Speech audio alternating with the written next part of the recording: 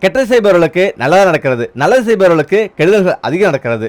இது எதனால என்ற கேள்வி நீண்ட நாட்களாக எல்லோருடைய மனதிலும் இருக்கும். இதற்கு பதில் சொல்ற மாதிரியான கதை தான் பார்க்க போகிறோம். இந்த கதை உங்களது மனநிலையை மாற்றும். சொர்க்கத்துல ஒரு பெரிய தேவதையும் சின்ன தேவதையும் வாழ்ந்து வந்தாங்க. அந்த பெரிய தேவதை வயது முதிர்ந்த அனுபவம் வாய்ந்த தேவதை. ஆனா சின்ன தேவதைக்கோ வயதும் கிடையாது, அனுபவமும் கிடையாது. இப்படி இருக்கும்போது சின்ன தேவதையை தன்னுடைய சிஷியாக ஏற்றுக்கொண்டு நல்லது கெட்டதை சொல்லிக் கொடுத்து பாவ புண்ணியங்களை சொல்லிக் கொடுத்து வளர்த்து வந்தால் பெரிய தேவதை. ஆனா சின்ன தேவதைக்கு பெரிய தேவதை மேல ஒரு மனக்குறை. பெரிய தேவதை சரியே இல்ல, வாய்க்கிழிய பேசுறதை தவிர ஒண்ணுமே தெரியவில்லை. செய்வதெல்லாம் தாறுமாறு. நல்லவர்களுக்கெல்லாம் கெட்டது செய்கிறார், கெட்டவர்களுக்கெல்லாம் நல்லது செய்கிறார். ஏன் தான் இப்படி நடந்து கொள்கிறார் என்று எண்ணியது சின்ன தேவதை. இந்த மனக்குறைய பெரிய தேவதையிடம் சென்று கேட்கவும் செய்தது சின்ன தேவதை. அப்படியா? பெரிய தேவதைக்கோ ஒரே ஆச்சரியம். நான் எப்போது இவ்வாறு நடந்து கொண்டோம் என்று மனதில் நினைத்து கொண்டு அதை சின்ன தேவதையிடமே கேட்டது. சின்ன தேவதையை இப்படி சொன்னா எனக்கு புரியவில்லை. நான் எந்த இடத்துல எந்த சம்பவத்துல இவ்வாறு நடந்து கொண்டேன் என்று தெளிவாக கூறு, நான் அதை திருத்திக் கொள்கிறேன் என்றது பெரிய தேவதை. அதை கேட்டதும் சின்ன தேவதை சம்பவத்தை நியாயப்படுத்தியது. சரியாக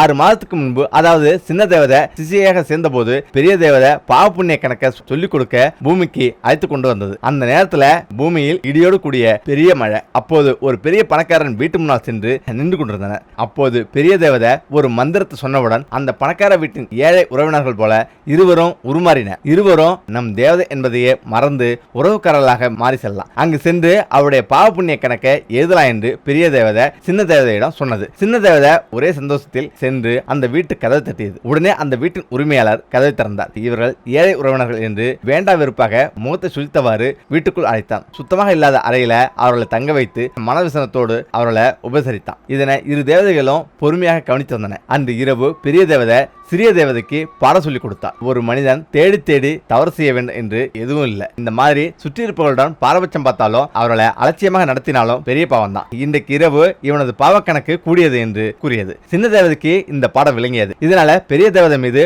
மதிப்பு மரியாதையும் வந்தது. அப்படியே அந்த இரவு அங்கே உறங்கினர். ஆனா பாதி ராத்திரியில அந்த அறையில ஒரு சத்தம் கேட்டது. சின்ன தேவதை கண் விழித்து பார்த்தபோது பெரிய தேவதை அந்த அறையில் உள்ள பொத்தல்களை சரி செய்து கொண்டிருந்தது. சின்ன தேவதைக்கு ஆச்சரியம் தாங்கவில்லை. இன்றுதான் இவன் பாவம் செய்துள்ளான் என்று படம் புகட்டியது. ஆனா இவனுக்கு பெரிய தேவதை உதவி செய்கிறது என்று நினைத்தது. ஆனா பெரிய தேவதையிடம் இதனை கேட்கவில்லை. அதே போல வேறொரு நாள் இதே போன்று பாடம் புகட்ட சின்ன தேவதையிடம் பூமிக்கு வந்தால் பெரிய தேவதை. அன்றைக்கும் பூமியில பெரிய மழை. அன்றைக்கு தேர்ந்தெடுத்தது ஒரு நடுத்தர வசதி கொண்ட மனிதனின் வீட்டை.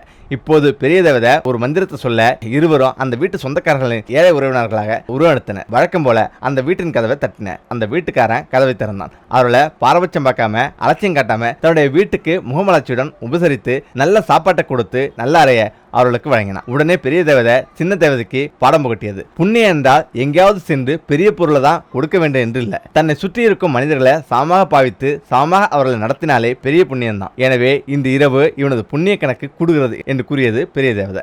சின்ன தேவதைக்கு இந்த பாடமும் விளங்கியது. இந்த விஷயத்தை கூட இவ்வளவு அழகாக புரிய வைத்தது எண்ணி பெருமையாக நினைத்தது சின்ன தேவதை.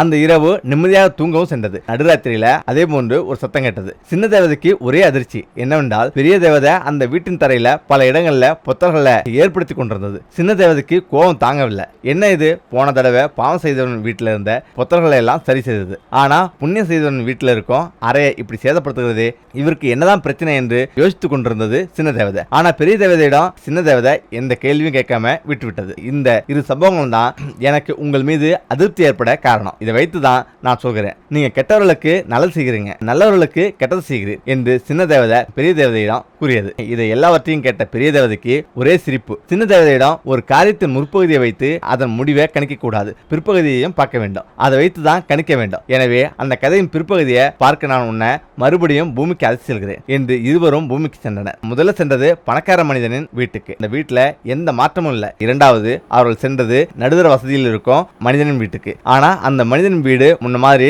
ஓட்டு வீடாக இல்லாம பெரிய பணக்கார வீடாக மாறி இருந்தது. அந்த வீட்டுக்கு அருகில் இருந்த நன்றாக வசதி படைத்தவர்கள் இருக்கும் வீடுகளாக மாறி இருந்தது. உடனே சின்ன தேவதைக்கு ஆச்சரியம் தாங்கவில்லை. அப்போதுதான் பெரிய தேவதை தான் செய்த வேலைகளை சொல்ல ஆரம்பித்தது. 6 மாதத்துக்கு முன்பு இந்த 2 வீடுகளுக்கும் நாம் சென்று தங்கிய இந்த அறைகளுக்கு அடியில ஒரு புதையல் இருந்தது. அதை யோசித்து இந்த பணக்காரனுக்கு ஏற்கனவே மனிதனை மனிதனாக மதிக்க தெரியவில்லை. அவனுக்கு இந்த புதையல் கிடைத்தா அவன் தலைகால் புரியாம ஆடுவான். எனவே புத்தகங்கள் வழியாக புதையல் தெரிந்துவிடக் கூடாது என்று எண்ணி புத்தகங்கள் எல்லாவற்றையும் அடைத்தேன். ஆனா மனிதனை மனிதனாக மதிக்க தெரிந்த அந்த நடுத்தர வசதி கொண்ட அந்த மனிதனுக்கு புதையலை காட்ட வேண்டும் என்று நினைத்து புத்தகங்களை உருவாக்கி புதையலை காண்பித்தேன். ஆனா இந்த செயலை மட்டுமே பார்த்துவிட்டு என்ன தவறா புரிந்து கொண்டாய் என்று சின்ன தேவதையிடம் விலக்கூறியது பெரிய தேவதை. அவரவர்கள் செய்த செயல்களுக்கான பலன்கள் தான் அவரவர்கள் அனுபவிக்கிறார்கள். வேண்டுமென்றால் காலதாமதம் ஆகலாம், வேறு மாதிரி நடப்பதாக தோன்றலாம், ஆனா இறுதியில நல்லதுதான் நடக்கும். இதுதான் இயற்கையின் நியதி. அதை கேட்டு சின்ன தேவதைக்கு ஞானம் கிடைத்தது. இன்றைக்கு இந்த கதை கேட்கிற நீங்களும் உங்கள் வாழ்க்கையில் உள்ள புத்தகங்களை பார்த்து பயந்து கொண்டிருக்கிறீர்கள் என்றால் எனக்கு மட்டும் ஏன் இவ்வளவு கெடுதல்கள் நடக்கிறது என்று